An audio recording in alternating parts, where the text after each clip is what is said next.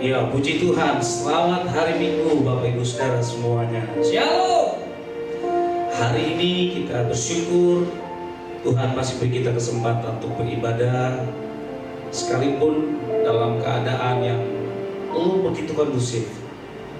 Keadaan masih sangat mengkhawatirkan, tetapi kita percaya Tuhan tetap menyertai dan menolong, menghibur anak-anaknya. Hari ini sebelum kita mulai ibadah raya kita, mari Bapak Ibu Saudara, kita persiapkan hati kita, hidup kita. Kita boleh menikmati ibadah ini karena Tuhan hadir dan bertahta di atas doa pujian penyembahan umat-Nya. Mari kita berdoa. Terima kasih Tuhan buat segala anugerah-Mu dalam hidup kami. Sepanjang bulan Mei dan kami boleh masuk di bulan Juni ini, Tuhan tetap menyertai dan menolong kami.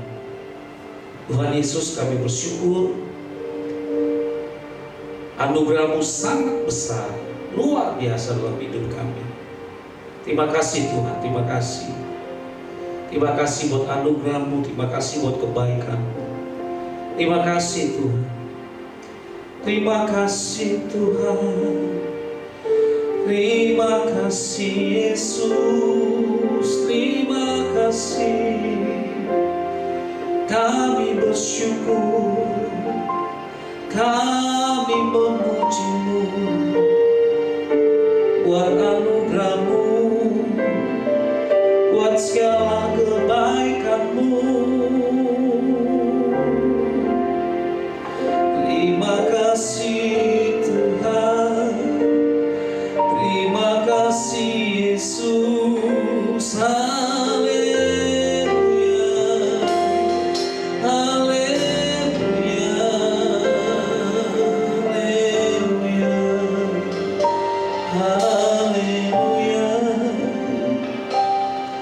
Besar anugerah-Mu,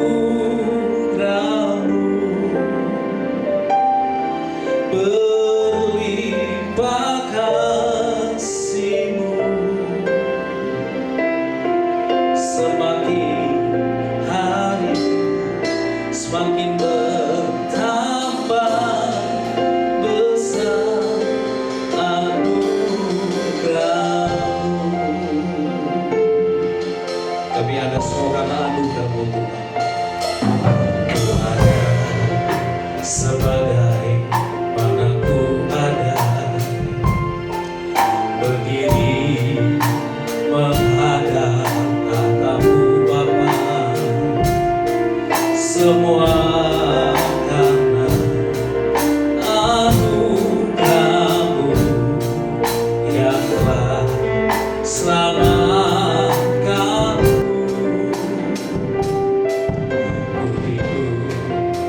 Dalam segala kelimpahan, ku layak untuk melayani Tuhan. Semua karena anugerah-Mu tercurah bagiku. Besar anugerah-Mu, besar anugerah-Mu, berlimpah kasih-Mu.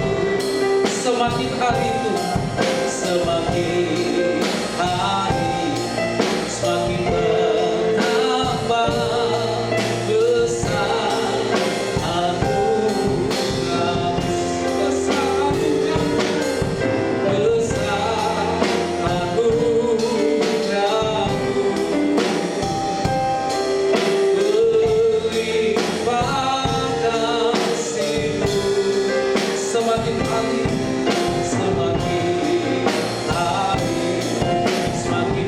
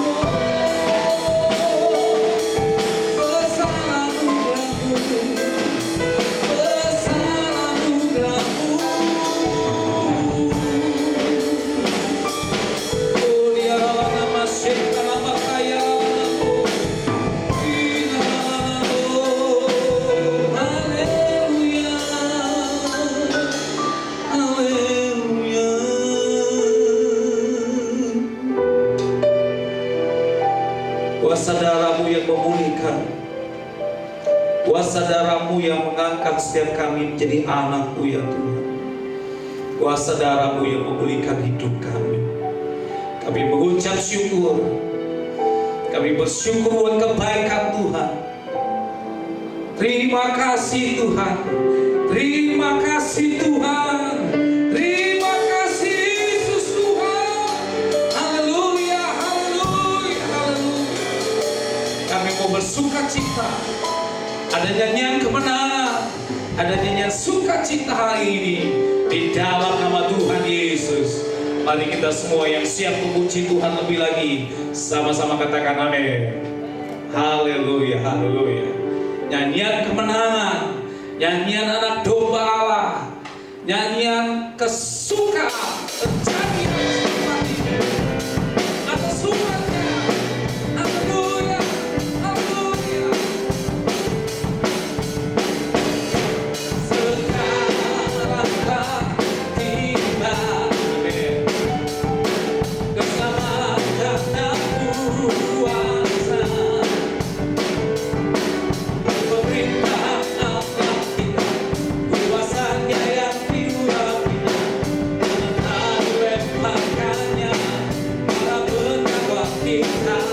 Sekarang tiba, sekarang tiba, amin, haleluya. Keselamatan dan kuasa, pemerintahan Allah kita, kuasanya yang diurapinya, telah dilemparkannya para penambah kita. Katakan, darah anak domba, oleh kesaksian kita, iblis dikalahkan, iblis dikalahkan, kuasanya dihancurkan oleh darah anak domba. Sekaranglah tiba, haleluya, keselamatan dan kuasa, dan pemerintahan Allah kita, kuasanya yang diurapinya, dan telah dilemparkannya para pendakwah kita. Oleh darah anak domba, oleh kesaksian kita, iblis dikalahkan, kuasanya dihancurkan oleh darah anak domba. Tuhan katakan, oleh darah anak domba, oleh kesaksian kita, iblis dikalahkan, kuasanya dihancurkan oleh darah anak domba. Oleh darah domba, oleh darah anak domba, oleh kesaksian kita, iblis dikalahkan, kuasanya dihancurkan oleh darah anak domba.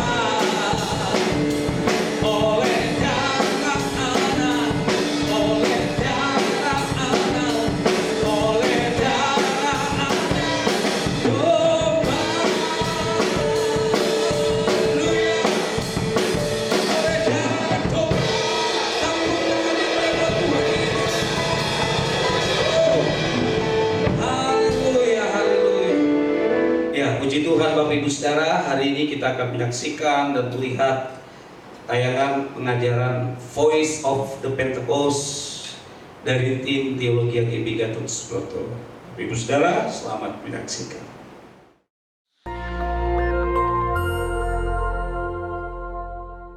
Shalom saudara, pandemi adalah suatu penyakit yang menyebar ke seluruh dunia dan mengakibatkan kematian dalam jumlah yang besar.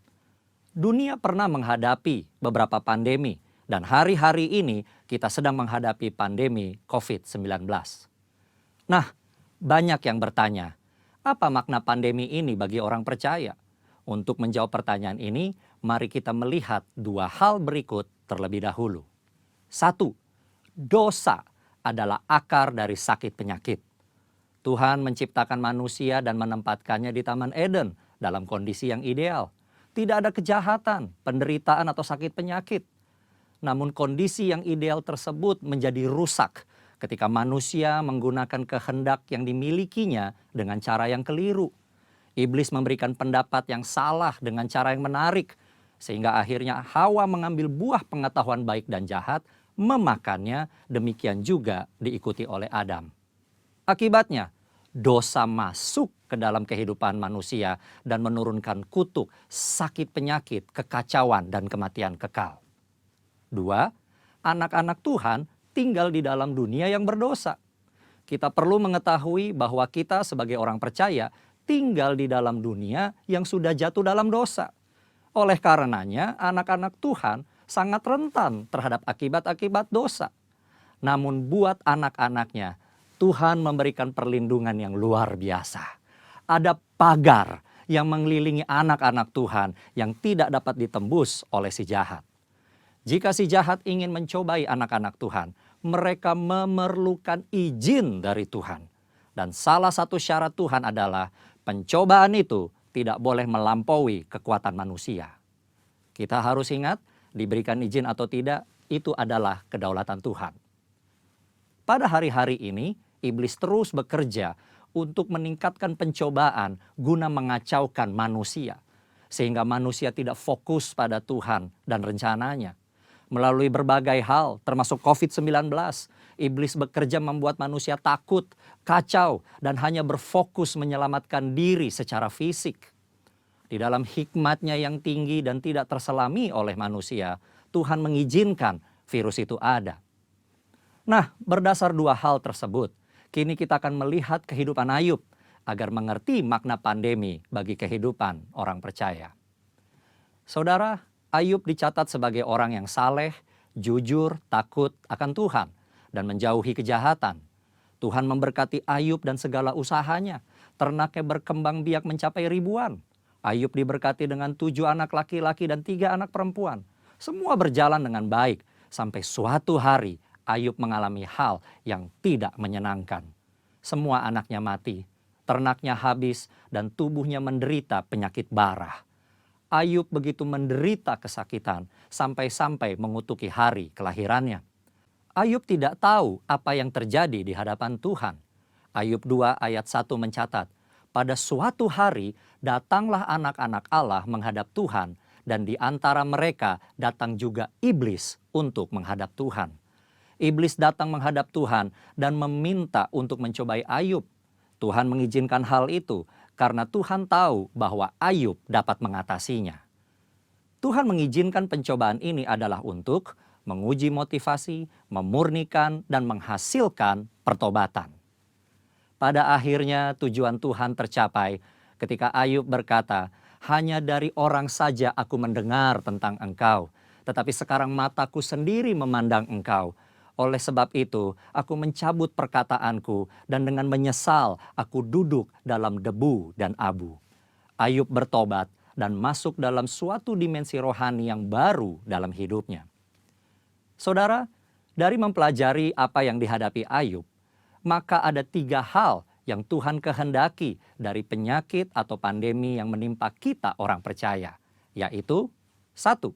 Tuhan menghendaki kita orang percaya memiliki motivasi yang benar dalam mengiring dan melayani Tuhan. 2. Tuhan menghendaki kita orang percaya menjadi orang-orang yang murni. Jika diibaratkan emas, Tuhan tidak menghendaki emas 23 karat. Tuhan mau emas 24 karat. 3. Tuhan menghendaki kita bertobat, berbalik dari jalan-jalan yang jahat, dan bergantung hanya kepada Tuhan. Kesimpulannya, Tuhan yang kita sembah dan layani adalah penguasa yang maha tinggi. Tuhan yang berkuasa atas segala sesuatu. Tuhan memiliki banyak cara untuk membawa umatnya hidup dalam persekutuan yang indah. Pencobaan yang diizinkan oleh Tuhan ada dalam pertimbangan hikmat Tuhan yang sungguh alangkah dalamnya. Tuhan pasti akan memberikan jalan keluar dari pencobaan tersebut. Dan pada akhirnya kita semua masuk ke dalam dimensi yang baru. Tuhan Yesus memberkati. Amin.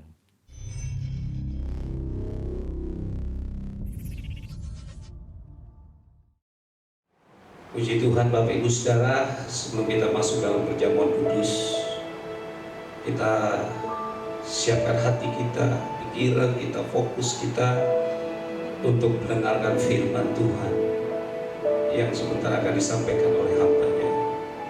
Biarlah hari ini setiap kita merindukan kasih Tuhan mengalir dalam hidup kita. Tak terukur kasih-Mu Yesus, Kau telah mati gantikan diriku. Kau curahkan darah-Mu untuk tebus dosaku. Tak terukur kasih-Mu Yesus, Kau telah mati gantikan diriku. Kau curahkan darah-Mu untuk tebus dosaku. Layaklah Kau Tuhan, dipuji dan disembah dengan segenap hatiku. Layaklah Kau Tuhan, dipuji dan disembah dengan segenap jiwa ragaku. Dengan segenap jiwa ragaku.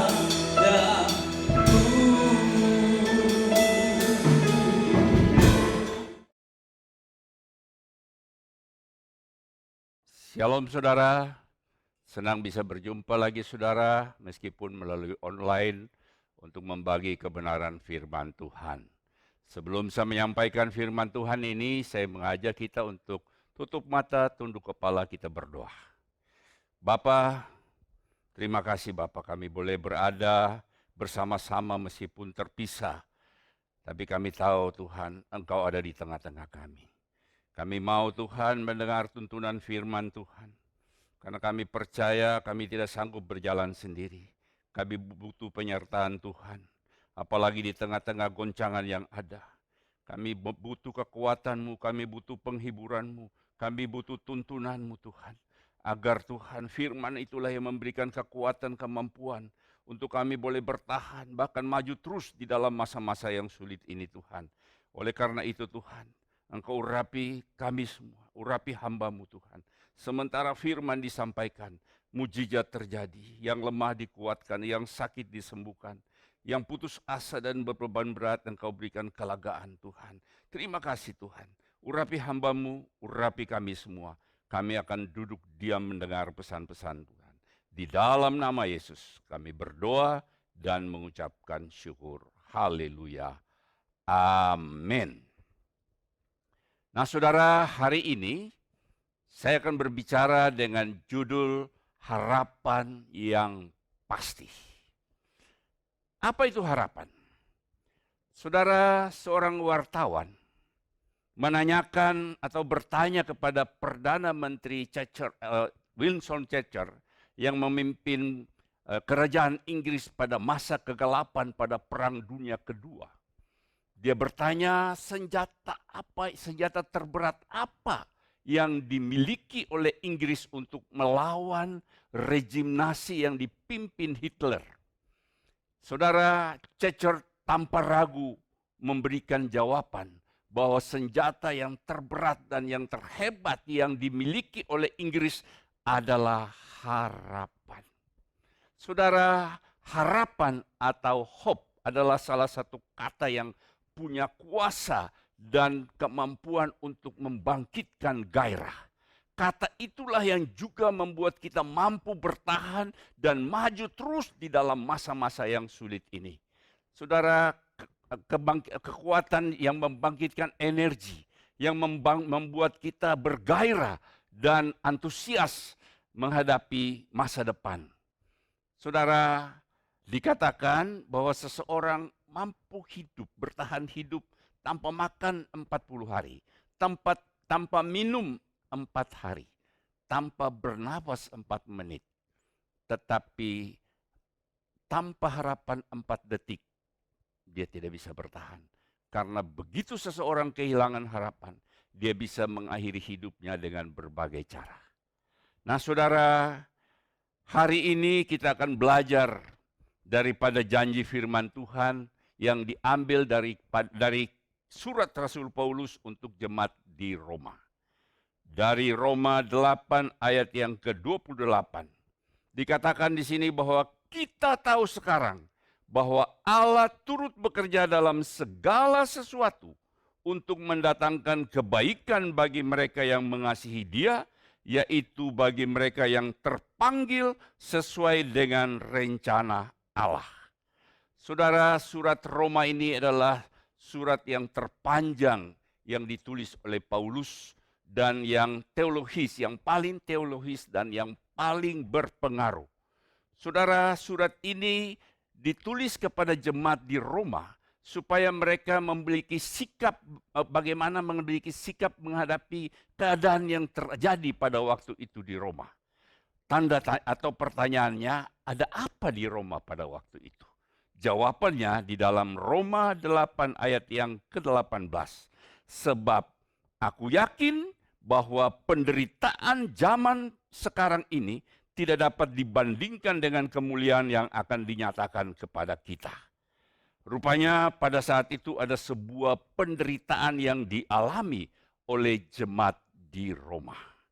Begitu pula dengan apa yang kita alami hari-hari ini di tengah-tengah negara kita, di tengah-tengah dunia kita. Saudara, banyak penderitaan zaman now yang akan kita alami. Karena firman Tuhan berkata, semakin hari dunia bukan semakin baik, tetapi semakin jahat. Dan kita bisa buktikan hari-hari ini dengan adanya pandemi COVID-19 yang berdampak kepada krisis ekonomi dan juga ada bencana-bencana yang terjadi karena cuaca alam yang ekstrim dan juga ada pemberontakan, demonstrasi, ada banyak masalah yang timbul di dalam kehidupan bangsa dan negara yang ada di dunia ini. Nah, saudara yang dikasihi Tuhan, kita ada sekarang ini juga. Perjalanan kita bukan berjalan mulus. Kita lewati penderitaan, kita lewati masalah. Saya percaya semua kita melewati berbagai pergumulan di hidup kita masing-masing. Tapi yang saya mau katakan, apapun masalah dan penderitaan kita, Rasul Paulus mengajarkan kita untuk berharap dan melihat kemuliaan yang akan kita terima nanti. Nah, saudara, sebab saat kita hidup dalam perjanjian dengan Tuhan, apapun masalah yang kita alami, penyertaan Tuhan selalu ada buat kita. Nah, saudara yang dikasihi Tuhan, waktu ada perjanjian, bangsa Israel meskipun mengalami penderitaan masalah dalam hidupnya, kita bisa melihat bahwa penyertaan Tuhan selalu menyertai mereka. Begitu pula kita adalah umat perjanjian Allah. Apapun yang kita alami, kami percaya bahwa penyertaan Tuhan selalu menyertai kita. Yang setuju atau yang percaya katakan amin.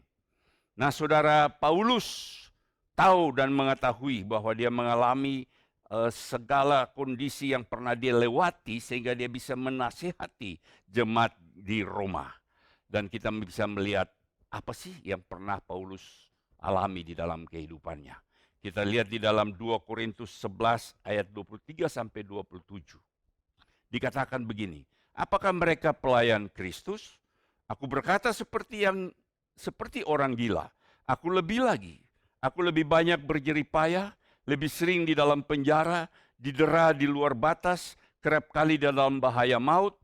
5 kali aku disesah orang Yahudi, setiap kali 40 kurang 1 pukulan, tiap kali aku didera, 1 kali aku dilempari dengan batu, 3 kali mengalami karam kapal, sehari semalam aku terkatung-katung di tengah laut.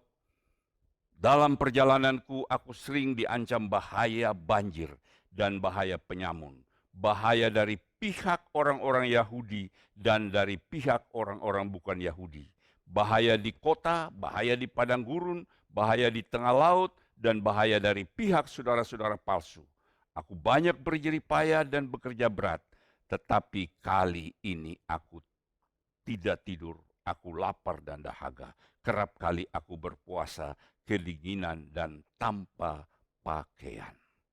Saudara, karena ia pernah mengalami, maka dia menasehati jemaat di Roma. Bukan saja jemaat di Roma, tetapi dia menasehati kami yang ada di sini, di Indonesia juga, untuk terus berharap. Dan kita memiliki satu harapan yang pasti. Mengapa kita harus terus berharap? Saudara, jawabannya di dalam ayat yang tadi kita baca. Ada Roma 28 ayat 28 yang saya akan uraikan atau kalimat demi kalimat. Yang pertama, mengapa kita harus terus berharap? Yang pertama karena Allah turut bekerja. Katakan bersama saya, Allah turut bekerja. Saya mendapatkan ada 3 pengertian yang harus kita pahami tentang kalimat ini. Bahwa Allah turut bekerja. Yang pertama, sebab mujizat Tuhan terjadi saat kita melakukan bagian kita. Bekerja sama bukan berarti kita kerja sendiri atau Tuhan kerja sendiri. Waktu kita melakukan apa yang menjadi bagian kita, maka berkat, mujizat itu adalah urusan Tuhan. Nah, saudara, saya mau mengajak saudara dalam hidup ini supaya kita mau atau sadar bahwa Allah turut bekerja di dalam segala sesuatu. Artinya ada kerjasama antara kita dengan Allah. Kita tidak kerja sendiri dan juga Allah tidak mau kerja sendiri tanpa kita lebih dulu. Saudara, ada moto yang pernah saya sampaikan bahwa tanpa Tuhan kita tidak bisa. Tetapi tanpa kita Tuhan tidak mau. Mujizat yang Tuhan lakukan selama dia ada di muka bumi ini, dia selalu melibatkan murid-murid atau orang lain. Mujizat yang pertama yaitu air menjadi anggur di Kana. Itu ada bagian murid-murid menuangkan air di tempayang. Bagian Tuhan Yesus membuat air menjadi anggur. Waktu dia memberikan mujizat 5.000 orang dikenyangkan. Ada seorang anak kecil yang punya 5 roti 2 ikan dan murid-muridnya membagikan. Dan 5.000 orang dikenyangkan, sisa 12 bakul. Nah saudara, kita harus kerjasama. Kita lakukan bagian kita dan Tuhan melakukan bagian yang tidak bisa kita lakukan. Apa yang tidak mungkin bagi manusia, mungkin bagi Tuhan. Saya balik ayatnya, apa yang mungkin bagi manusia, lakukanlah sebaik mungkin. Saudara yang dikasih Tuhan, saya kasih ilustrasi begini. Tugas daripada seorang petani adalah menanam, menyiram, dan memberi pupuk. Dan selebihnya Tuhan yang akan menumbuhkan. Tapi seringkali kita selalu balik. Kita bilang, Tuhan, Engkau yang menanam, Engkau yang menyiram, Engkau yang memberi pupuk, nanti saya yang menumbuhkan. Saudara mau supaya saudara mengalami harapan yang dapat digenapi dalam hidup saudara. Saudara harus melakukan bagian saudara secara maksimal dan selebihnya Tuhan akan menyelesaikannya. Pepatah Jerman berkata bahwa waktu kita mulai menyulam, Tuhan menyediakan benangnya. Saudara, prinsip ini selalu saya pakai di dalam kehidupan saya, baik di dalam dunia sekuler sebagai pengusaha maupun sebagai hamba Tuhan. Saya selalu membuat segala sesuatu secara maksimal yang saya harus lakukan. Yang tidak bisa saya lakukan, saya serahkan kepada Tuhan. Saya mempunyai prinsip bahwa ada faktor rohani bagiannya Tuhan dan ada faktor kepemimpinan bagian saudara dan saya. Yang kedua, saya mendapatkan Allah turut bekerja, artinya kata ini berbentuk present, artinya saat ini, yang berarti sekarang kita melakukan, bukan tunggu nanti atau dulu. Saudara bekerja sama dengan Tuhan, kita juga harus punya jadwal pekerjaan. Banyak orang yang tidak berhasil dalam hidup ini seringkali karena mereka suka menunda-nunda. nanti besok aja baru saya bereskan. Nanti aja deh baru saya selesaikan. Saya punya prinsip kerja, saya punya agenda setiap hari yang saya catat dalam to-do list. Dan setiap awal hari, pagi hari, saya selalu catat apa-apa yang harus saya kerjakan sepanjang hari itu. Dan saya usahakan secara maksimal supaya sepanjang hari itu bisa saya selesaikan. Dan saya selalu minta tuntunan Tuhan. Saya minta berdoa, minta hikmat supaya apa yang saya lakukan itu sesuai dengan apa yang Tuhan kehendaki. Dan juga seringkali Tuhan memberikan ide-ide. Tuhan berikan satu pahoyon yang baru, yang tidak pernah saya lihat dengan mata, tidak pernah saya dengar dengan telinga, dan tidak pernah timbul dalam hati. Itu selalu Tuhan sediakan bagi saya. Yang ketiga, begitu juga dengan kita harus bekerja sama dengan Tuhan, bukan mengandalkan kekuatan diri sendiri. Terkadang banyak orang merasa hebat, mereka berusaha mencari jalan keluar dengan caranya sendiri. Saya mau bersaksi, saya punya pengalaman. Waktu saya sekolah, saya merasa diri paling pintar. Waktu saya tamat SMA, saya tidak sekolah sampai saya S3, yaitu SD, SMP sampai SMA. Dan waktu sekolah, saya selalu juara nomor 1. Dan saya pikir begitu saya masuk di dalam dunia sekuler, saya pikir saya mampu dengan kekuatan diri saya sendiri. Sombong, saya mengandalkan kepintaran saya selalu bekerja dengan kekuatan saya tanpa libatkan Tuhan. Dan apa yang terjadi? Firman Tuhan berkata di dalam Yeremia 17 ayat yang kelima. Beginilah firman Tuhan. Terkutuklah orang yang mengandalkan manusia, yang mengandalkan kekuatannya sendiri, dan hatinya menjauh daripada Tuhan. Tapi diberkatilah orang yang mengandalkan Tuhan. Nah, saudara yang dikasih Tuhan, itu yang saya alami. Waktu saya mengandalkan kekuatan sendiri, Tuhan membuat saya usaha hampir bangkrut, dan orang Ambon berkata itu berjalan kaki tidak sampai tanah. Artinya sudah tidak punya kemampuan sendiri. Tapi saya bersyukur pada waktu keadaan itulah saya mulai mencari Tuhan. Saya mulai mencari tuntunannya. Dan saya bersyukur lewat kejadian itu, sekarang saya bukan hidup dengan kekuatan diri sendiri. Saya bukan mengandalkan kemampuan diri saya sendiri. Tetapi saya selalu mengandalkan Tuhan. Dan saya mau berkata, Tuhan itu luar biasa. Waktu kita mengandalkan Dia, Dia berjanji, Dia akan memberkati kita. Saudara yang dikasih Tuhan, Petrus juga, dia melakukan hal yang sama. Waktu dia pergi meninggalkan Yesus, dia mulai berusaha dengan kemampuan dia sebagai nelayan. Dia semalam-malaman tidak dapat ikan. Tapi waktu dia mendengar tuntunan Tuhan untuk tebar jalan di tempat yang dalam, dia mendapatkan ikan yang luar biasa. Saudara yang dikasih Tuhan, yang kedua, Allah turut bekerja dalam segala hal. Saudara, dalam segala hal ini berarti di setiap aspek kehidupan, baik maupun tidak baik. Rasul Paulus percaya bahwa apapun yang dia alami, baik itu baik maupun tidak baik, suka atau tidak suka, ada tangan Tuhan yang menyertai untuk mendatangkan kebaikan. Saudara, kisah Yusuf merupakan satu contoh. Allah turut bekerja mendatangkan kebaikan. Sebelum dia diangkat menjadi orang yang nomor 2 yang berkuasa di Mesir, dia melewati keadaan yang rasanya sangat tidak enak. Dia difitnah, dia dijual, dia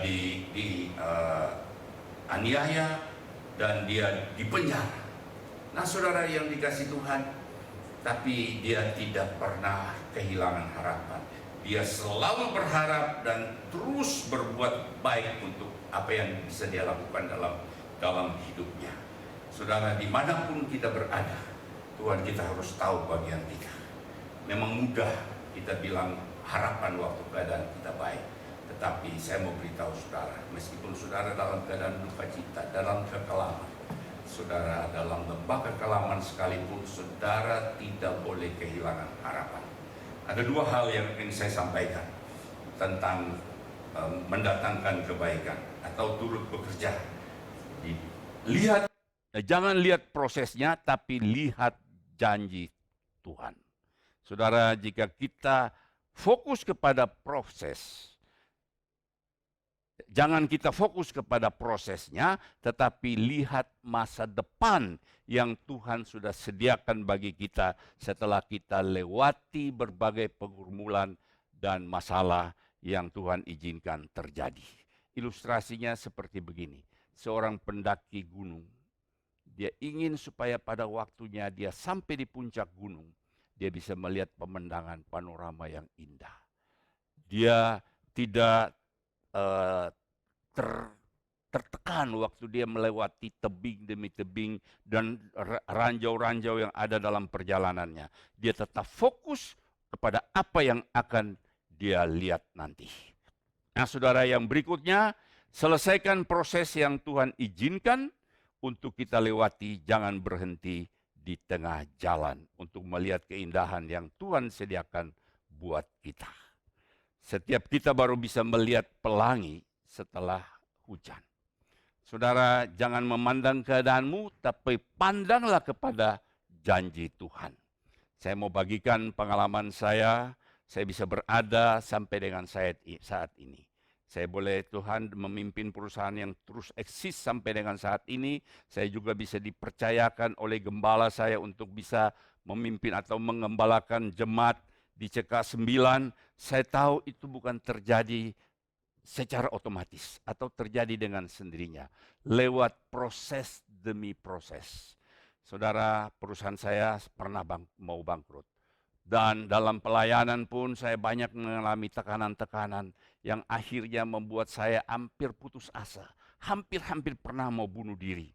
Tetapi saya bersyukur bahwa ada teman-teman seiman.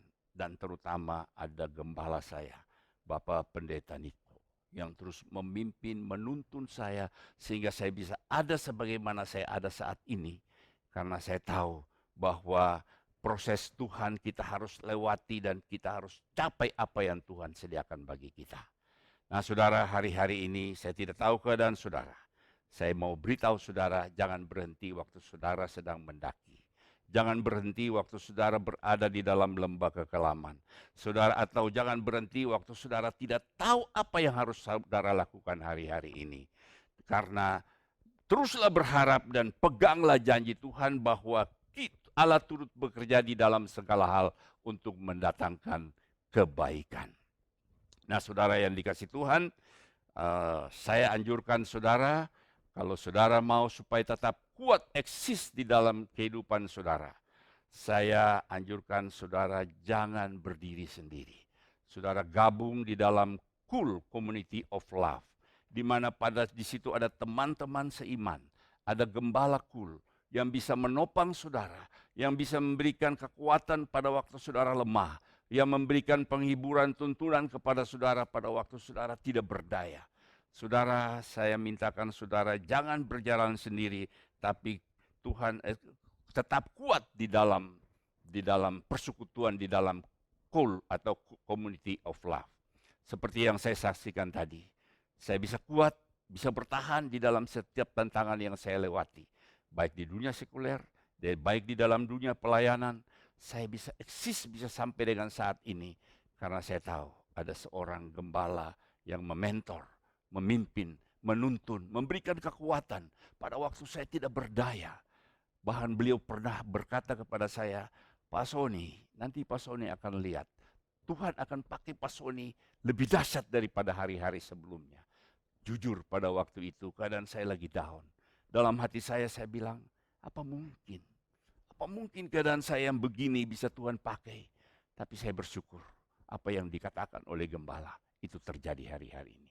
Saya punya gairah, saya punya passion untuk terus bergairah dengan Tuhan.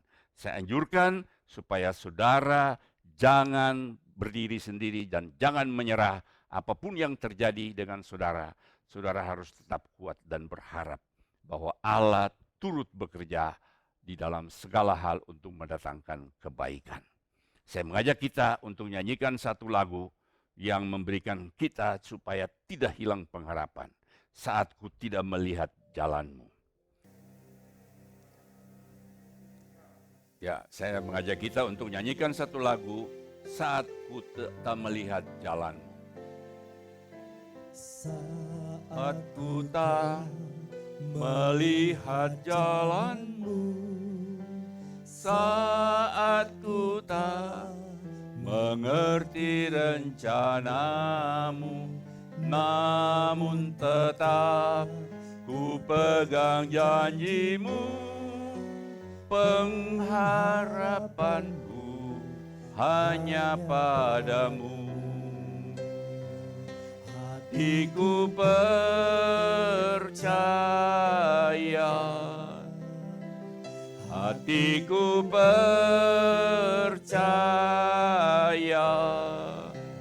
hatiku percaya, selalu ku percaya.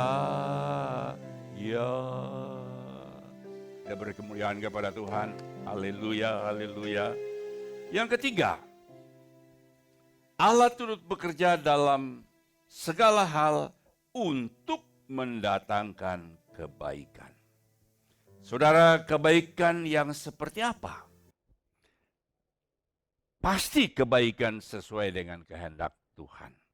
Sebab apa yang baik bagi Tuhan, pasti itu baik bagi kita. Tapi apa yang baik bagi kita, belum tentu itu baik bagi Tuhan dan sekitar atau sekeliling kita.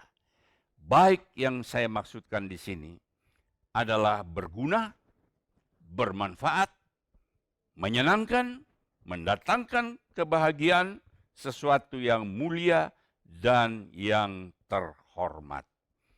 Sesuatu yang bermanfaat akan kita dapatkan saat kita bekerja sama dengan Tuhan. Saya akan bagikan kisah pengalaman Yusuf dalam kitab Kejadian. Mengajarkan kita bahwa apapun yang Tuhan lakukan dalam hidupnya, itu mendatangkan kebaikan. Saudara, kita lihat di sini, waktu Yusuf mengalami semua masalah dalam hidupnya, Tuhan mempunyai tujuan untuk mendatangkan kebaikan bagi dirinya sendiri, tapi juga untuk orang lain, bahkan bangsanya sendiri. Saudara, kita lihat di dalam Kejadian 50 ayat yang ke-20. Memang kamu telah mereka-reka yang jahat terhadap aku, tetapi Allah telah mereka-rekanya untuk kebaikan, dengan maksud melakukan seperti yang terjadi sekarang ini, yaitu memelihara hidup suatu bangsa yang besar. Wow, kita tahu Allah mendatangkan kebaikan bukan hanya untuk kita, tetapi juga untuk orang lain. Kita lihat Yusuf melalui berbagai pergumulan, tantangan, persoalan, penderitaan yang dia alami. Tapi Tuhan punya tujuan mendatangkan kebaikan. Bukan hanya Yusuf, tetapi seluruh bangsa Israel. Nah saudara, kita harus ketahui bahwa janji Tuhan ini itu tidak diberikan kepada atau diberikan kepada orang yang memenuhi syarat seperti apa yang dikatakan dalam firman Tuhan. Kita lanjutkan tadi kitab poin yang berikutnya, bahwa Allah turut bekerja dalam segala sesuatu untuk mendatangkan kebaikan bagi mereka yang mengasihi Dia. Nah saudara, syaratnya bahwa Allah turut bekerja, baik itu baik maupun tidak baik, baik senang maupun tidak senang, dalam hidup kita untuk mendatangkan kebaikan dengan syarat bagi orang yang mengasihi Dia. Saudara, selain amanat agung, ada perintah agung, yaitu kasihilah Tuhan dengan segenap hatimu, segenap jiwa, segenap kekuatan dan akal budimu, dan kasihilah sesama manusia seperti dirimu sendiri.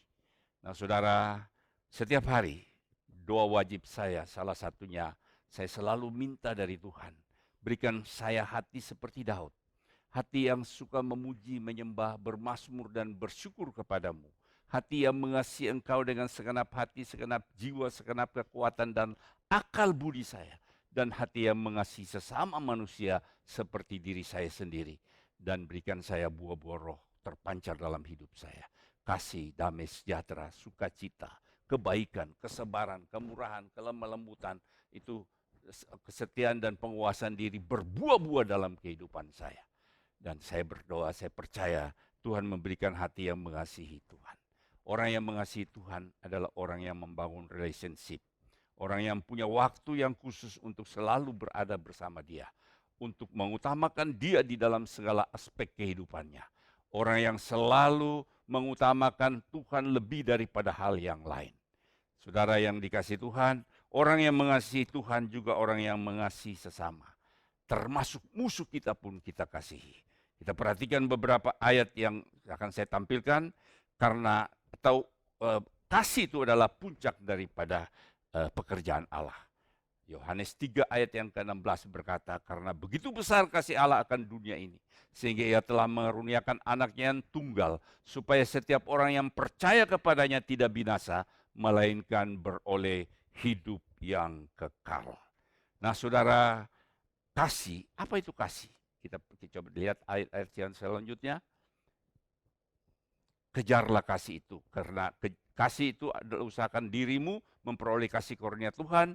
Kasih itu sabar, kasih itu murah hati, ia tidak cemburu, ia tidak memegahkan diri dan tidak sombong. Saudara-saudaraku yang kekasih, marilah kita saling mengasihi, sebab kasih itu berasal dari Allah, dan setiap orang yang mengasihi lahir dari Allah dan mengenal Allah. Nah saudara, ada lagu yang berkata begini.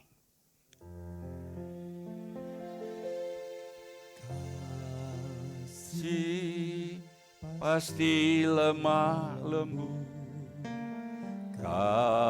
kasih pasti memaafkan, kasih pasti murah hati, kasih-Mu Tuhan. Ajarilah kami ini saling mengasihi, ajarilah kami ini saling mengampuni, ajarilah kami ini kasih-Mu ya Tuhan, kasih-Mu kudus tiada batasnya.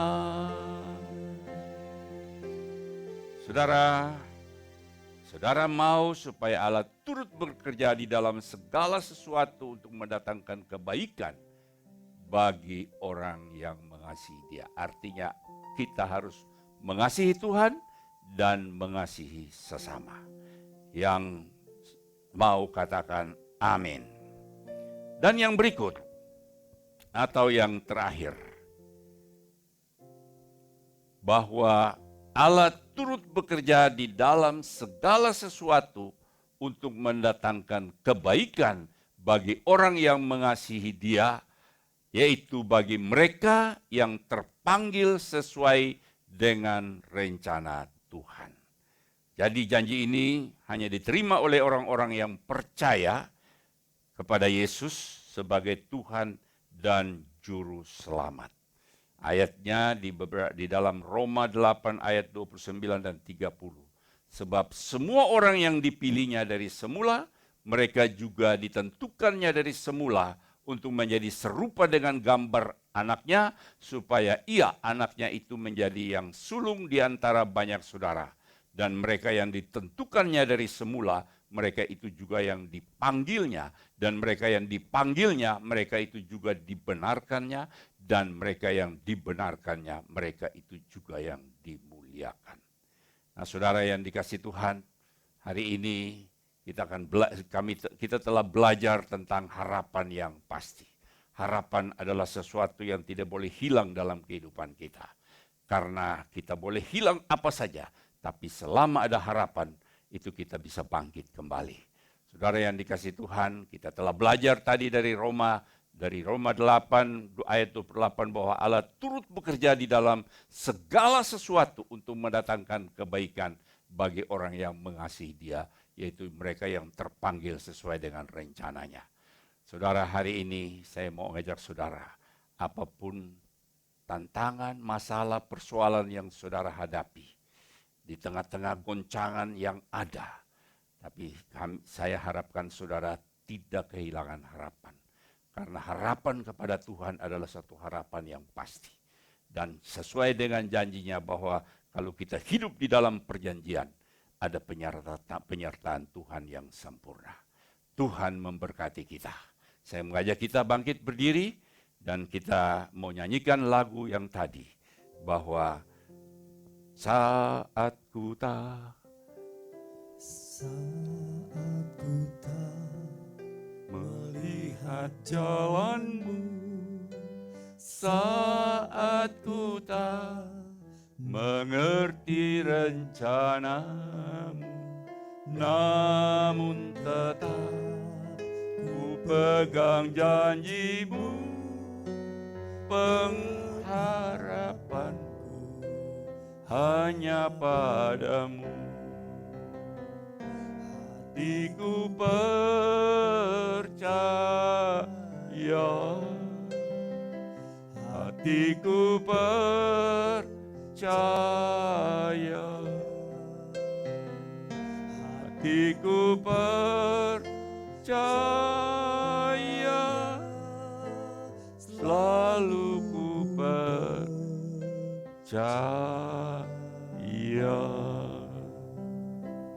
Saya mengajak saudara tutup mata, tunduk kepala, dan merenungkan firman Tuhan yang baru saja kita dengar. Bahwa di dalam Tuhan ada harapan yang pasti.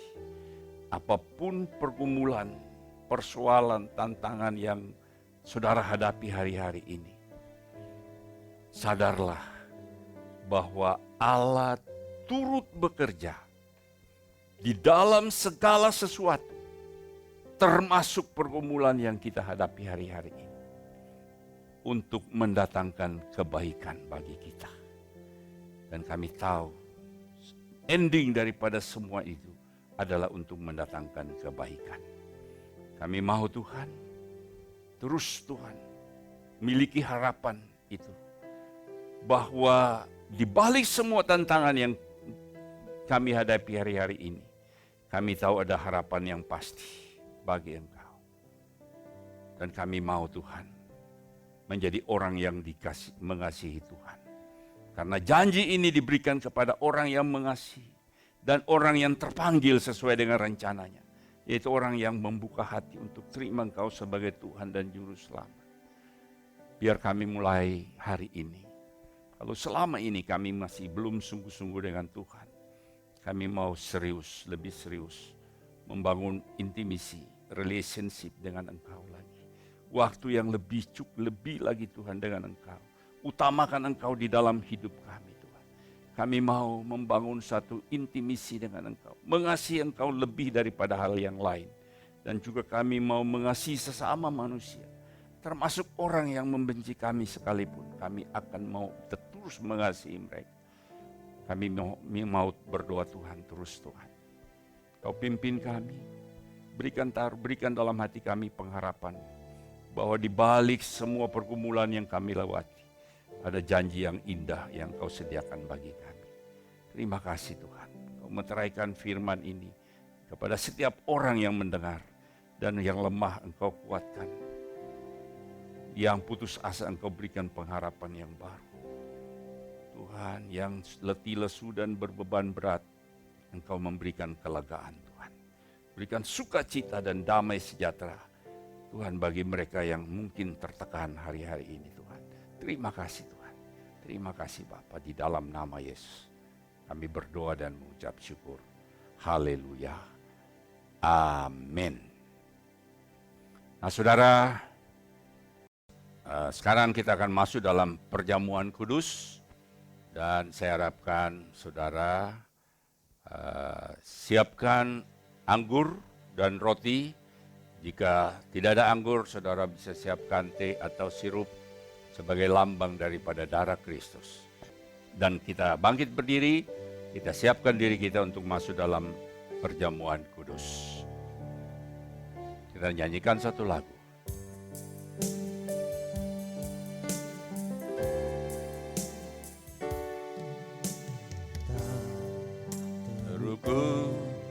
kasih-Mu Yesus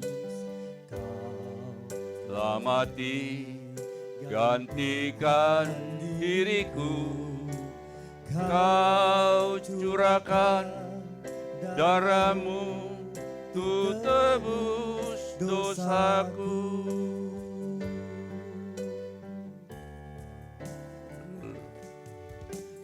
Layaklah Kau Tuhan dipuji dan disembah dengan segenap hatiku. Layaklah Kau Tuhan dipuji dan disembah dengan segenap jiwaku. Saudara, perjamuan kudus ini adalah perjamuan Tuhan sendiri yang dilakukan untuk mengingat semua kebaikan-kebaikan Tuhan serta pengorbanannya di kayu salib. Mari kita merenungkan segala kebaikan-kebaikan yang Tuhan lakukan dalam kehidupan kita. Saya mengajak kita tutup mata. Kita merenungkan apa yang telah Tuhan buat bagi kita. Kami bersyukur Tuhan, oleh karena kasih-Mu yang luar biasa, Engkau rela mati di atas kayu salib untuk menebus kami umat yang berdosa, untuk menyucikan kami, untuk kami layak diangkat menjadi anak-anak-Mu Tuhan. Karena kami sadar Tuhan upah dosa dalam maut. Tapi oleh karena begitu besar kasih-Mu Tuhan, Engkau rela mengorbankan anak-Mu Tuhan, untuk kami diselamatkan. Terima kasih Tuhan, terima kasih Engkau tidak tinggalkan kami sendiri. Engkau terus menuntun kami lewat tuntunan Roh Kudus yang menyertai kami, memberikan kekuatan dan penghiburan, menegur kami waktu kami salah, memberikan tuntunan kepada kami, sehingga kami mampu berjalan di tengah-tengah tantangan seberat apapun. Kami tahu bahwa bersama Engkau kami cakap menanggung segala perkara. Terima kasih Tuhan, terima kasih. Terima kasih Bapa. Terima kasih. Perjamuan kudus ini merupakan satu sakramen, artinya tanda dari sesuatu yang suci, yang mendatangkan anugerah atau berkat Tuhan bagi setiap orang percaya, asalkan setiap orang yang makan dan minum roti dan anggur yang melambangkan tubuh dan darah Kristus dengan cara yang benar. Artinya tidak menyimpan sakit hati, benci, dan dengki serta dosa. Mari setiap kita menguji diri kita masing-masing. Jika di antara kita ada yang demikian, mari kita datang dan minta agar kita disucikan. Ampuni kami Tuhan, kalau kami mungkin banyak berbuat hal yang tidak berkenan di hadapan-Mu. Ampuni kami, sucikan kami, untuk kami layak masuk dalam perjamuan kudus Tuhan, seidangan dengan Engkau. Makasih Tuhan, terima kasih. Anak-anak di bawah umur jangan makan dan minum roti dan anggur ini. Terima kasih Bapa, Engkau telah melayakkan kami hamba-hamba-Mu dan anak-anak-Mu untuk seidangan dengan Engkau. Sebab apa yang telah aku teruskan kepadamu, telah aku terima dari Tuhan, yaitu bahwa Tuhan Yesus pada malam waktu Ia diserahkan mengambil roti, mari kita mengangkat roti di tangan kanan tinggi-tinggi dan sesudah itu Ia mengucapkan syukur atasnya. Ia memecah-mecahkannya dan berkata, inilah tubuhku yang diserahkan bagi kamu, perbuatlah ini menjadi peringatan akan aku. Saudara, bukankah roti yang kita pecah-pecahkan adalah persekutuan kita dengan tubuh Kristus? Mari kita makan dalam nama Yesus.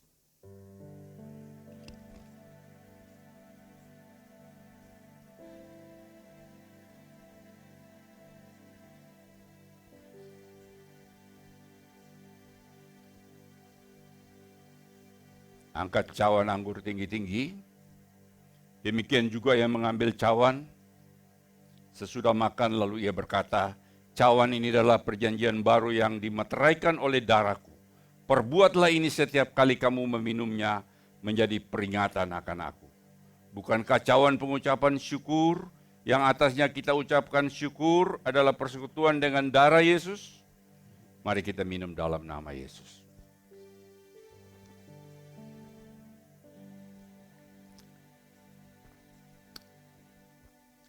Bersyukur kepada Tuhan. Terima kasih. Terima kasih Tuhan. Terima kasih Tuhan. Kau baik. Kau baik Tuhan. Terima kasih. Terima kasih Tuhan. Sembah Dia. Oh rapakara masyikiria rala baba. Terima kasih Tuhan. Terima kasih untuk semua kebaikan Tuhan. Terima kasih Tuhan. Kau yang Tuhan rela mati untuk menebus kami, umat yang berdosa, untuk Engkau angkat menjadi anak-anak-Mu yang mulia Tuhan. Untuk menerima janji dan warisan Tuhan yang Kau sediakan bagi kami. Terima kasih Tuhan, Kau telah meteraikan kami menjadi anak-anak perjanjian. Dan di mana ada perjanjian, ada penyertaan Tuhan yang sempurna dalam hidup kami. Terima kasih Tuhan, terima kasih. Terima kasih Tuhan. Angkat kedua tangan saudara. Kau melihat anak-anak-Mu Tuhan. Kau berkati mereka Bapa. Kau berikan kekuatan kepada mereka di tengah-tengah goncangan yang ada. Kau berikan iman yang teguh. Engkau berikan pengharapan yang pasti bagi mereka. Bahwa Engkau tidak pernah meninggalkan setiap kami anak-anak. Bahwa Engkau turut bekerja di dalam segala hal. Dalam segala sesuatu untuk mendatangkan kebaikan. Bagi orang yang mengasihi Engkau Tuhan. Terima kasih Tuhan. Terima kasih, berkati Tuhan jemaat-Mu yang mungkin hari-hari ini berada dalam pergumulan ekonomi dan keuangan. Tuhan, Engkau berjanji Tuhan, Allahku akan memenuhi segala keperluanku menurut kekayaan dan kemuliaan terjadi digenapi dalam hidup mereka. Perlindungan Tuhan sempurna sehingga mereka aman terlindung dari segala mara bahaya, dari segala serangan sakit penyakit. Mereka dalam perlindungan Tuhan yang sempurna. Mazmur 91 menjadi bagian mereka. Mereka aman terlindung dalam kepak sayap-Mu Tuhan. Terima kasih Bapa. Terima kasih Tuhan. Terima kasih Yesusku. Terima kasih Yesusku. Puji syukur hanya bagi Tuhanku. Terima kasih Yesusku, terima kasih Yesusku. Puji syukur hanya bagi Tuhanku. Puji syukur hanya bagi Tuhan. Puji syukur hanya bagi Tuhanku.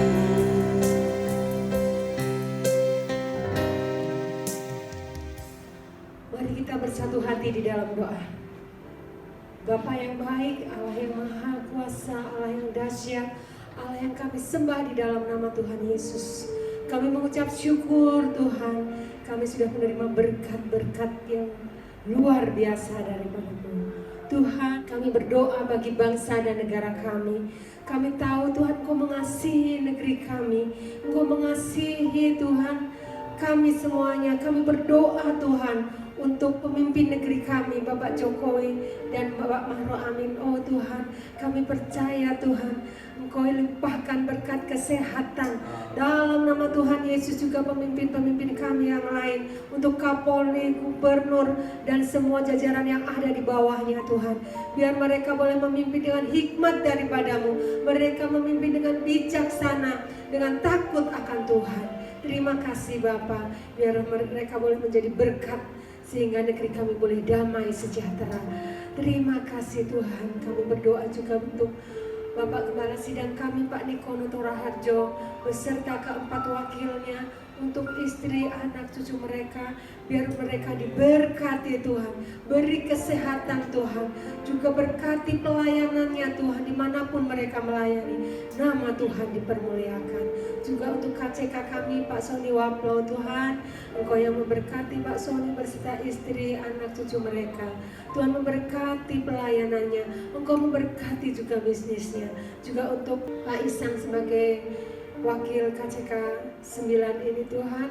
Biar Roh Kudus Engkau yang memberkati pelayanan Pak Ihsan, memberkati kesehatannya, memberkati segenap keluarganya. Terima kasih Tuhan, kami menyerahkan Tuhan CK9 ke dalam tangan-Mu. Gembala-gembala setiap cabang kami serahkan Tuhan. Biar Roh Kudus Engkau yang memberkati setiap gembala-gembala. Juga untuk gembala Kul, dalam nama Tuhan Yesus Engkau yang mempersatukan kami semuanya. Biar Tuhan pakai semua gembala kami Tuhan, sehingga kami boleh memuliakan nama Tuhan. Berkati juga gembala kami Pak Geret, dalam nama Tuhan Yesus Engkau memberkati kesehatannya, Engkau memberkati pelayanannya, Engkau memberkati pekerjaannya Tuhan, juga Engkau memberkati setiap pengerja Tuhan. Dalam nama Tuhan Yesus, Engkau juga memberkati setiap jemaat-jemaat Tuhan. Engkau tilik mereka yang kekurangan, mereka yang sakit, mereka yang membutuhkan Engkau. Tuhan, biar Tuhan lawat sehingga terjadi kegerakan rohani. Mereka boleh bangkit di dalam nama Tuhan Yesus. Kami juga berdoa Tuhan, buat setiap yang mengikuti ibadah online, mereka yang ada di rumah, Tuhan Engkau tilik mereka. Mereka yang membutuhkan jamahan-Mu, dalam nama Tuhan Yesus, mereka boleh bangkit dan mereka boleh bersuka cita karena Roh Kudus menjamah mereka. Kami juga berdoa Tuhan, biar COVID-19 segera berlalu dari negeri kami. Dalam nama Tuhan Yesus, Engkau berkati para dokter Tuhan yang menangani semua ini, juga perawat Tuhan, memberi kesehatan, Tuhan memberi kekuatan di dalam nama Yesus. Tuhan, biar yang sakit dijamah dan disembuhkan. Dalam nama Tuhan Yesus, Allah kami Allah yang dahsyat. Bagi Tuhan tidak ada yang mustahil. Mereka semua boleh mengalami kesembuhan. Terima kasih Tuhan, pagi ini kami boleh mengikuti ibadah dari awal sampai akhir. Dan biarlah Tuhan, damai kasih sejahtera-Mu, berkat-Mu menyertai kami semuanya. Dalam nama Tuhan Yesus kami berdoa dan mengucap syukur. Haleluya. Amin. Kita akan akhiri ibadah pada hari ini dan saya mengajak jemaat untuk mengangkat kedua tangan saudara dan terima berkat Allah. Kasih karunia, damai sejahtera, sukacita, berkat berkelimpahan dari Allah Bapa di dalam anaknya Yesus Kristus dan persekutuan yang manis dengan Roh Kudus menyertai saudara mulai hari ini sampai selama-lamanya. Semua yang percaya diberkati katakan amin.